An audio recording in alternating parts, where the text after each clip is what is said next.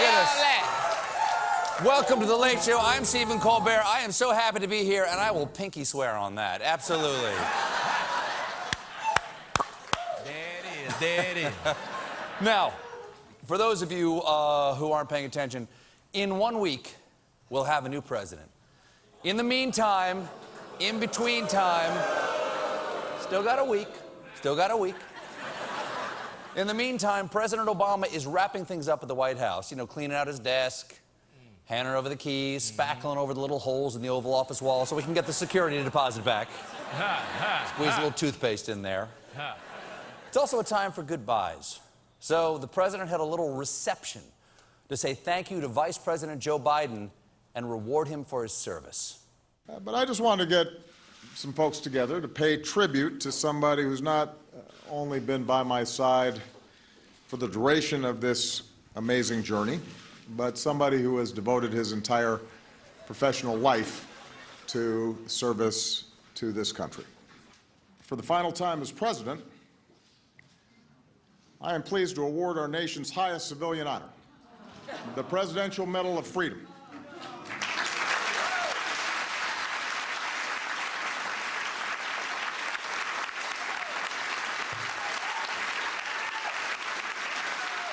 The best vice president America's ever had, Mr. Joe Biden. The best vice president America has ever had. The best. Okay? The best. In your face, Franklin Pierce's VP, William Rufus Devane King. What a tool. Hey, did you guys watch the show last night? You guys see any of the show last night?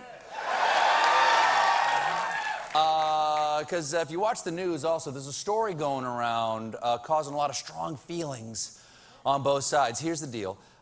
There's these troubling allegations that Russia has compromising information on Donald Trump. And for reasons I can't explain, some are calling it a Golden Gate. It's all... Wow. Don't say why.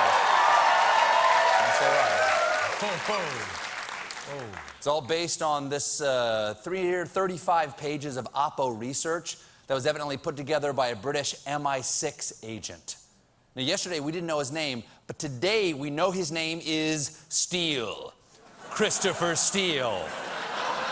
So a Brit spy named Steele, is he Remington Steele's cousin? I'm not sure. I guess secret agent Colt Megaslam was on another assignment. Was super spy Rand Manley not around? He was out. Christopher Steele is really kind of on-the-nose name for a British agent. Actually, you know what? Christopher Steele really sounds more like a gay porn name. Because it is Meet Chris Steele, gay porn actor. And I gotta say, it is great to see Rob Riggle getting some work. Good for you, man. Apparently, I was pretty jacked. Apparently, during the primaries, the non-porn Christopher Steele was initially hired by Jeb Bush. Jeb Bush, actually, a pretty good straight porn name. As part of the opposition research that Christopher Steele was doing, Steele got wind of Trump business ties to Russia as well as personal blackmail material, or as the Russians call it, kompromat. It comes from the Russian words kompro, meaning we, and mat, meaning videotaped you with hookers. I think that's the translation. I don't speak fluent Russian, but I think it's something like that. Now, Steele passed this intelligence on to officials. It leaked, and now Christopher Steele is on the run. According to the Daily Mail, he was seen fleeing his home yesterday and asked a neighbor to take care of his cat. Oh, you gotta protect the cat, because Trump is known for grabbing the pussy. That is... Here, get it! Come here! Come here, kitty, come here! Nah, you gotta watch that. Go there. And we're learning so much about the incoming Trump administration. For instance, just yesterday, we learn that he will not be divesting from his businesses. Now, a sitting president with international business ties might seem like a clear conflict of interest to you. You are not Donald Trump. As you know, I have a no conflict situation because I'm president. I have a no conflict of interest provision as president. So I could actually run my business. I could actually run my business and run government at the same time. Yes, that's right. He could do both anything. He could. That's how his hands go. Like the mine. Like the mine. Oh, robot. Get it out. Get out the box. Bend low. He could do both. It makes sense. Hotel business, commander-in-chief. That sounds about right. It would be so great. You don't need ICBMs anymore because you can just deliver the bombs via room service. But Trump has made one concession. Yesterday, he announced he is handing over control of his business to his sons, Eric and Donald Jr., seen here posing for their plaques in the Douche Hall of Fame.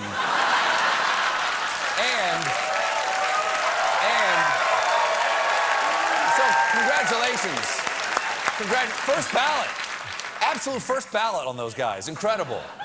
And to make it absolutely clear that he is no longer involved in the company in any way, Trump has removed his name from his buildings and replaced it with the name of his sons. So there he's out.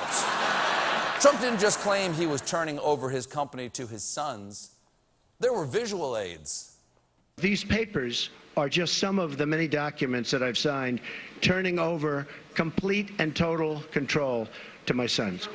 Wow, that is a really big pile of something. That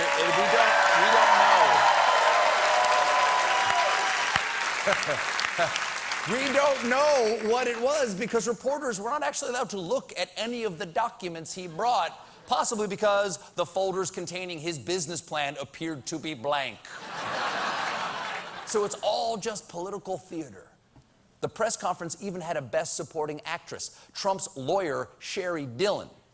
And we know she's extremely qualified because, and this is true, her firm was the 2016 winner of the Russia Law Firm of the Year award. Congratulations. The award itself is this lovely trophy on her desk. It's just... Also, yesterday, confirmation hearings continued for Trump's cabinet, or basket of employables.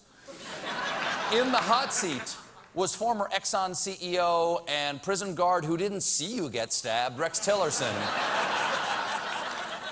Now, one of the big knocks on Tillerson is how cozy he is with Vladimir Putin and Exxon's willingness to do business with shady governments. Exxon has a partnership with Shell, a company known as Infinium, that did a fair number of transactions with Iran, bypassing U.S. sanctions. Are you familiar with the use of this subsidiary to bypass U.S. sanctions, and do you think it was the right thing to do? I don't recall the incident. I've read about it, but I don't recall it specifically. Really? Kind of seems like something a person would remember. Wait, did I leave the oven on? No. Leave the door unlocked? No. Did I break law against doing business with a state sponsor of terrorism? God, it's just going to gnaw at me all day. Something. Now, doing with, business with Iran sounds a little sketchy, but Tillerson reassured the committee that Exxon never lobbied against Iran sanctions. I have never lobbied against sanctions. Exxon never directly lobbied against sanctions. Okay, good to hear, except for this. I have 4 different lobbying reports that list ExxonMobil's lobbying activities on 4 specific pieces of legislation authorizing sanctions. Oh, that lobbying, yeah. I thought you meant I was against buildings in Iran having lobbies. And I'm like, what? That's crazy. My brain's like, blah, blah, blah, what's happening? I'm sorry, I don't recall the question. So they got a paper trail, they got the records, they got them dead to rights. They got Exxon lobbying against Iran sanctions. What say you, Iranosaurus Rex?